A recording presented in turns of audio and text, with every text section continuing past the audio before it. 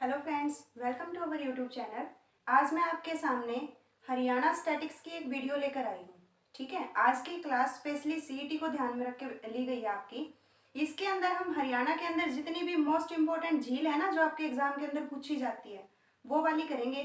और ये नहीं है कि भाई मैंने लिख दिया और आपको बता दिया, ये चीज़ें तो बुक्स में भी लिखी हैं। मेन पॉइंट क्या है, इनको याद करवाने का। तो हर वर्ड से रिलेटेड जो भी चीज जहाँ पे है उससे रिलेटेड ट्रिक मैं आपको बताऊंगी। और फिर क्या होता है, जैसे एग्जाम के अंदर आप ऑप्शन देखोगे ना, ऑप्शन देखते ही आपको ऑटोमेटिकली ध्यान आ जाएगी कि ये चीज वहां पे थी। ठीक है, ऑप्शन का सबसे बड़ा फायदा ही यही होता है कि भी आप ट्रिक से कोई भी चीज याद कर सकते हो। तो बिना टाइम वेस्ट के शुरू करते हैं। सबसे पहले देखो, गुरुग्राम के अंदर आपकी ये झील है भाई, सुल्तानपुर है, दमदमा है, घाटा, बसई, भीमकुंड और खलीलपुर। तो आप याद कैसे करोगे वो देखो। यहाँ पे देखो, आपको क्या दिखाई दे रहा है, खली दिखाई दे रहा है। खली, खली का नाम सभी जानते हैं, याद रखना। भीम, भीम का नाम सभी जानते हैं। उसके बाद सुल्तान का नाम सभी जानते हैं। ये तीन क्या है आपके, खली, भीम और सुल्तान। तीनों के तीनों क्या है, स्ट्रॉन्ग पर्सन है ना आपके। इतनी बात समझ में आ रही है। सुल्तान, भीम और खली तीनों के तीनों आपके स्ट्रॉन्ग पर्सन है। और तीनों के अंदर ही बहुत ज्यादा दम है। क्या है, बहुत ज्यादा दम है। और इनके अंदर यूं दम है कैसे, अब ये जैसे लड़ना कैसे सीखे, सुल्तान है जैसे अखाड़े में, तो ये इन सभी के ऊपर किसका हाथ है, इनके गुरु का हाथ है। किनका हाथ है, गुरु का हाथ। तो खली, भीम, सुल्तान, इनकी बातों में इनके अंदर क्या है, दम है। और इनके ऊपर किसका हाथ है, इनके गुरु का हाथ है। तो गुरुग्राम के अंदर आपकी ये चार झील हो जाएंगी। सुल्तान आ जाएगा, खली आ जाएगा, दम आ जाएगा, और उसके बाद कौन आएगा आपका, भीम आ जाएगा। चार हो गए आपकी क्लियर। उसके बाद देखो, बसई और घाटा, ये दो झील भी गुरुग्राम के अंदर है। ये कैसे याद करोगे, आजकल गांव से क्या होता है, ग्राम गांव होता है ना, गांव के लोग शहरों में बस गए। क्या हो गया, गांव के लोग शहरों में बस गए, लेकिन वहां पे जाने के बाद उनको किसका सामना करना पड़ा, घाटे का सामना करना पड़ा। ठीक है, गांव के लोग शहर में जाके बस गए और फिर उनके सामने किसका सामना करना पड़ा, शहर में जाके घाटे का सामना करना पड़ा। घाटा हो गया। ठीक है, गांव में थे, ठीक थे। तो ये बातें आपको क्लियर है। खली आ जाएगा, सुल्तान आ जाएगा, भीम आ जाएगा। तीनों के अंदर बहुत ज्यादा दम है, तीनों ही अपने गुरु की बात मानते थे गुरुग्राम के अंदर। और फिर गांव के लोग शहर में जाके बस गए और घाटे का सामना करना पड़ा, तो गुरुग्राम। क्लियर है इतना। उसके बाद फरीदाबाद देखो, ये वाली सुल्तानपुर, दमदमा, भीमकुंड और खलीलपुर चारों ही मोस्ट इंपोर्टेंट है, याद रखना इस बात को। फरीदाबाद के अंदर क्या है, सूरज कुंड। सूरज कुंड का मेला कहाँ लगता है, फरीदाबाद में लगता है ना। ये तो वहां से याद हो जाएगा, आपको इस बात का तो पता ही है भी, सूरज कुंड का मेला कहाँ लगता है, फरीदाबाद में लगता है। बड़खल झील, इसको कैसे याद करोगे, बड़खल, बड़खल को आप याद कर लो। जैसे यहाँ पे बड़ से रिलेट कर लो। बर्ड क्या होते हैं, पक्षी होते हैं ना। और पक्षी कैसे उड़ते हैं, फर फर करके उड़ते हैं ना। पक्षी कैसे उड़ते हैं, फर फर करके। तो बड़खल झील कहाँ पे है, फरीदाबाद में। और ये तो बिल्कुल जानी मानी झील, आपकी वैसे भी याद होगी। उसके बाद मयूर क्या है, मोर भी तो पक्षी है एक। और मोर भी कैसे उड़ता है, पंखों को फर फर करके। तो क्या आ जाएगा, मयूर भी कहाँ पे है, फर, फरीदाबाद में। उसके बाद ध्वज, ये भी आपकी कहाँ हो जाएगी, फरीदाबाद में। इसकी ट्रिक आप खुद कर लेना, एक तो याद कर लोगे। ध्वज कहाँ पे है, फरीदाबाद में। ध्वज कहाँ पे है, फरीदाबाद। मौज से रिलेट कर लो इसको। ये वाली बातें याद रखनी है। सूरज कुंड मोस्ट इंपोर्टेंट है और बड़खल भी मोस्ट इंपोर्टेंट है। दोनों की दोनों कहाँ है, फरीदाबाद के अंदर। बर्ड फर करके उड़ते हैं और सूरज कुंड का मेला फरीदाबाद में लगता है, तो झील भी वहीं पे है। ये दो झील very very very important, Bhindawas और खप्परवास, दोनों बिल्कुल जानी मानी झील है, एग्जाम के अंदर पूछी भी गई है। और फिलहाल पूछी क्यों जा सकती है, क्योंकि इनको अभी कुछ दिनों पहले रामसर साइट के अंदर चुना गया था। ठीक है, रामसर साइट्स का आपको पता है ना, जो आर्द्र भूमि क्षेत्र होते हैं उनको रामसर साइट में चुना जाता है।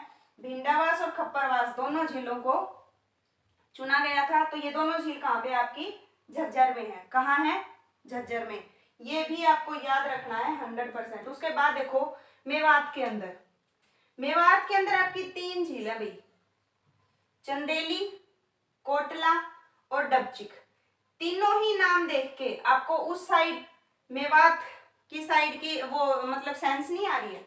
चंदेली, कोटला, मेवा है मेवा। मेवा क्या होता है? दूध का मावा बनता है ना, वो वाला।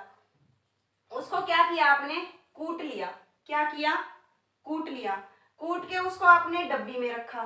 कहाँ रखा? डिब्बी के अंदर रखा। डिब्बी के अंदर रखा, उसको बाहर निकाला, वो एकदम चांद की शेप में निकला। क्या निकला? चांद की शेप में, तो मतलब चंदेली। ठीक है, मेवा था, उसको कूट लिया, कोटला, डिब्बी में रख दिया, बन गया आपका डबचिक, और फिर वो किसके शेप में निकला? चांद की शेप में चंदेली। ये तीनों कहाँ पे है आपकी? मेवात के अंदर। करण झील, करनाल, नाम से ही पता चल रहा है, करण करनाल।